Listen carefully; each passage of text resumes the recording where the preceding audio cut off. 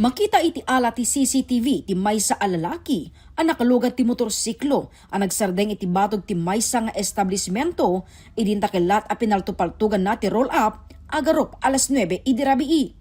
Ken iti maysa pay nga ala ti CCTV makita ti dagos a panagpanaw ti lalaki. Napasamak daytoy iti Capitulacion Street Zone 2 Bangged Abra, partikular iti Don Philip Marketing Corporation maysa a paglakwan ti motorsiklo. Ti resulta na rito ay 5 abot and roll up na rito roll up door na rito building adamot laeng natiruan nga duwa nga Honda XRM ken may sama Digimod Suzuki Bistrom ket na perdi dito side mirror na nga natamaan ti bala. Narekobre iti crime scene tupat abasyo ti bala ti caliber 45. Dagos met anang iwaya ti hot pursuit operation ti pulisya. Dito suspect tayo ket nagtaray nga paapan iti Zone 7 tapos adamot lang nasurot mi nga paapan ti baksil kusili nga banda. Ket adamot lang nang itawag kanyami dito kusili ma'am nga adamot lang agparpariri nga same ti description na ayan ti suspect tayo nga napasamak dito Capitulacion Street.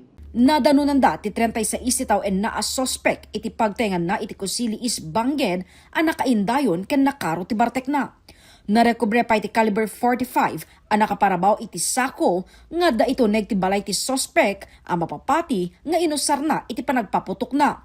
Maipagarok aga po iti saan a panakay proseso iti naplikaran na nga installment a motorsiklo ti makitkita ti pulisya a motibo ti insidente. Depensa pa iti suspect na imula iti ulo na ti maipagarop a panang pangas ken kuana dagiti empleyado ti nasa o nga establishmento tunggal mapan ag follow up iti naplikaran na a motorsiklo itay na pan abulan. Day na playa iti ma'am Don Philip motor pangkudamagan no kana mintalo na nagdamag kasi lang nagpapangas lang yung babae dyan so nga pinampanunot ko nga di na baybayag ma'am hindi nalabisa di rabi so diyan nabayag diyan ma'am nga pangkudamdamagan nga naka-uy-uyong namin yun nakapangpas yung babae so nga naimulmulay panunot ko din papatang na pa nga kikinisim dan o sige no nakatadira dyan damdamag so mas lamay insulto gikinatao na sige no bra day mo day pungpungtot ko.